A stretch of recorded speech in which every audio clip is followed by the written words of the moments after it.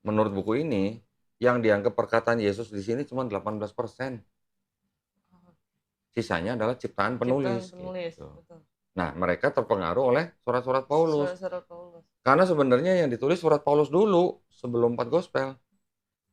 Nah, kalau 4 Gospel ditulis setelah ada surat Paulus, berarti 4 Gospel ini terpengaruh oleh tulisan Paulus, atau Paulus yang terpengaruh sama 4 Gospel? 4 gospel itu terpengaruh. Terpengaruh sama Oh Paulus. iya, Karena apa? Karena Paulus nggak pernah sebut-sebut Matius, Markus, Lukas, Yohanes, nggak pernah. iya.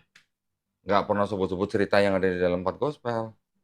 Contoh, di Matius ada diceritakan waktu Yesus disalib, tabir bait suci terbelah dua, ya kan? Mhm. Terus ketika Yesus bangkit, mayat-mayat orang kudus bangkit dari kubur masuk dalam kota. Pernah baca kan? Iya. Paulus nggak pernah cerita nih, ada kejadian begini. Markus nggak cerita, Lukas nggak cerita, Yohanes nggak cerita. Dari mana ceritanya? Heboh nggak kira-kira? Iya, heboh. Coba kalau di Matraman ada mayat bangkit dari kuburan satu Kabur. aja, pasti Kabur. heboh kan? Iya. Nah, cerita itu dianggap cerita yang aneh oleh ahli-ahli perjanjian baru. Bahkan ahli-ahli perjanjian baru ini orang Kristen sendiri loh. Mhm. Mereka mengatakan bahwa itu adalah catatan yang laporan yang aneh. Yang ngomong Mike Licona kalau nggak salah. Itu dia ahli perjanjian baru. Nanti ada lagi yang bilang, yang profesor bilang, cuman orang Kristen konservatif yang percaya ada cerita ini. Gitu. Ternyata cerita ini kalau kita cek nih di catatan sejarah atau buku-buku, ternyata mirip dengan cerita pagan yang di Yunani kuno. Mmm. Ada festival namanya Festival Antesteria. Memperingati orang udah mati bangkit dari kubur masuk dalam kota. Nah, berarti sebenarnya di dalam kekristenan, khususnya perjanjian baru ya, Iya. kita nggak bicara perjanjian lama nih. Perjanjian baru itu sebenarnya tulisan-tulisannya terpengaruh oleh ajaran-ajaran Helenisme. Helenisme itu kepercayaan Yunani kuno. Oh. Pernah dengar dewa Zeus Iya. punya anak dari manusia? Iya, iya. Anaknya namanya siapa? Siapa sih? Hercules. Iya, iya, waktu itu ada Pernah dengar Hercules dong? filmnya, heeh. Nanti punya anak lagi dari perempuan manusia namanya Perseus. Oh iya, Perseus. Punya anak lagi dari dewi siapa? Punya anak Dewi Helen gitu. Makanya sistem kepercayaan itu disebut dengan sistem Helenisme. Yang ngomong gini siapa? Bible sendiri nih. Eh, Oh, itu Bible. Ini Bible bahasa Inggris yang di Amerika. Ini pernah dengar dong? Apa namanya? Pada mulanya adalah firman, Heeh, heeh. dan firman itu bersama-sama Iya, Allah, iya, iya. dan firman itu adalah Allah, Iya. ya. Ada catatan kakinya tuh di bawah tuh, Oh iya, Hellenistic philosophy. ya. In the beginning was the word, and the word was with God, and the word was God. Ini dari Hellenistic Hellenistic. philosophy. Nah, lu selama ini buka Bible paling yang ini kan, TB kan. Iya, Di sini nggak ada catatan apa-apa di bawahnya. Kalau iya, itu ada catatannya. di sininya. Nah, belum lagi nanti ada ayat-ayat yang di dalam Bible, itu ayat-ayat yang tidak otentik. Tidak otentik itu maksudnya tidak asli gitu. Ah, iya. Pernah dengar? Eh, lebih kayak kalau misalnya emang yang jadi pertanyaan saya, kalau emang Yesus Tuhan, tapi kenapa disebutnya anak Allah gitu? Oke, sebutan anak Allah itu sebenarnya sudah ada di Perjanjian Lama. Eh, Oke. Di Perjanjian Lama, bangsa Israel juga disebut anak Allah. mm-mm. Ya kan? Efraim malah disebut anak sulung.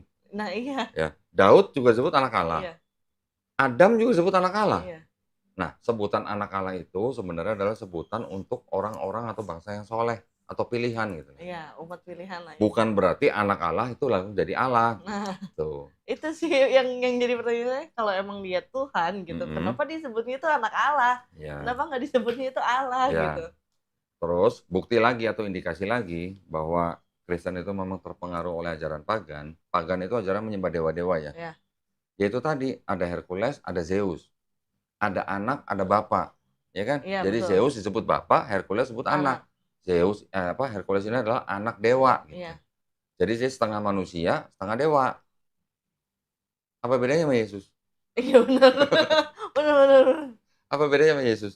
Nah, Yesus disebut sepenuhnya manusia, sepenuhnya Tuhan, nah iya, ya kan? betul, betul. Apa bedanya sama Hercules? Jadi ada konsep yang sama gitu, konsepnya mirip. Jadi orang-orang pagan memang mempercayai dewa itu bisa jadi manusia. Ya, nanti punya anak dari manusia, punya anak setengah dewa, setengah manusia.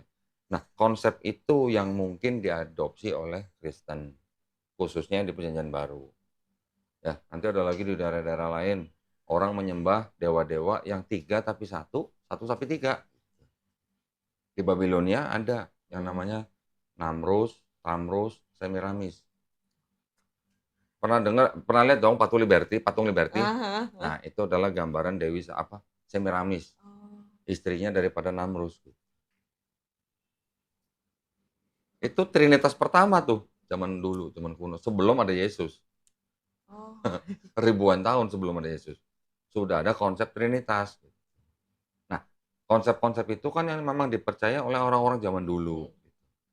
Mereka mengadopsi, sampai Kristen pun mengadopsi. Nanti ada lagi pernah dengar Dewa Serapis? Belum. Di Mesir, ada di Mesir.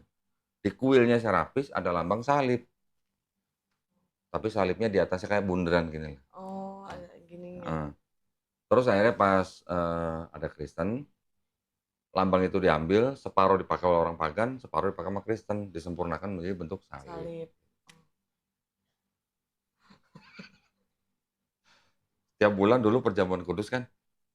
Iya. Ya dong. Iya. Makan Betul. hosti kan, Iya. sama minum anggur kan? Minum anggur. Betul. Inilah tubuhku, inilah Inilah darahku, darahku. ya kan? Iya, betul. Makanlah tubuh dan minumlah darahku. Darahku. Untuk apa? Untuk mengingat Yesus. Iya. Katanya kan? Betul. Barang siapa makan roti dan minum darahku, akan memperoleh hidup yang Kekal. Itu masih apa? Oke? Iya. Itu ternyata sama dengan Dewa Osiris di Mesir. Dewa Osiris tubuhnya dilambangkan dengan roti, darahnya dilambangkan dengan darahnya dilambangkan dengan anggur. Barang siapa makan roti dan anggur, ya, tubuh dan darahnya Osiris akan memperoleh hidup yang kekal. Apa bedanya Iya, sama bener sih. Kristen? Nggak ada bedanya. Tahu dong kata Injil, tahu kan? Tahu. Artinya apa? Kabar baik. Kabar baik betul. Ya kan? Kabar baik, ada juru selamat yang lahir. Iya. Yesus kan? Iya, betul. Julius Caesar di inskripsinya Romawi disebut sebagai juru selamat untuk semua umat manusia. Kaisar Augustus juga disebut juru selamat. Kelahiran mereka berdua juga disebut sebagai kabar baik. Di Markus 1 ditulis apa? Inilah kabar baik. Iya. Nah, ini kabar baik, ini kabar baik. Semua juga kabar baik. Iya, betul. Nama yang kelahiran kan. Jadi konsepnya memang banyak yang mengadopsi dari orang-orang yang memang sudah penganut pagan. Makanya ada sebutan anak, ada sebutan bapak. Kalau ada sebutan anak, ada sebutan bapak, karena mereka melihat anak ini punya kemampuan lebih dari manusia lain, dituhankan. Karena memang masyarakat situ masih kental dengan ajaran seperti itu. Pokoknya ngeliat manusia bisa bikin mukjizat, dewa gitu. Dewa, disebutnya dewa. Dewa, gitu. betul. Pernah baca ini enggak? Ini bukti ini, bahwa waktu Paulus dan Barnabas menyembuhkan orang lumpuh aja, mereka berdua langsung disebut dewa. Yang satu dewa Hermes, yang satu dewa Zeus. Belum pernah dengar? Belum. Belum pernah baca kali ini.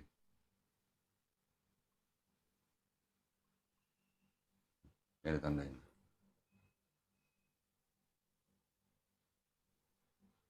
Paulus disebut apa? Dewa-dewa telah turun ke tengah-tengah kita dalam dewa. Oh iya benar. Paulus disebut siapa?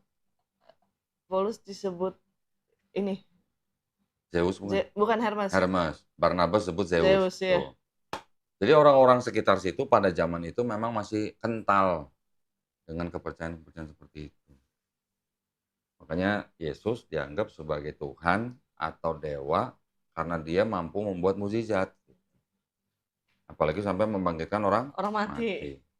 Lebih hebat mana Yesus sama Nabi Yeskiel? Pernah baca Yeskiel?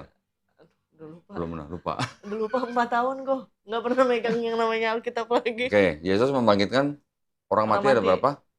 Mungkin 2 atau 3 orang lah ya. Tapi yang paling terkenal kan Lazarus. Iya. Betul kan? Membangkitkan satu orang mati yang mana dia mati belum dikubur, Iya, betul. masih ada dagingnya, Masih ada ya kan? dagingnya, betul. Cuma dikafanin gitu Iya. kan. Dia berdoa minta izin Bapak, disebutnya Bapak, Bapak. minta izin bangkit hidup. Iya.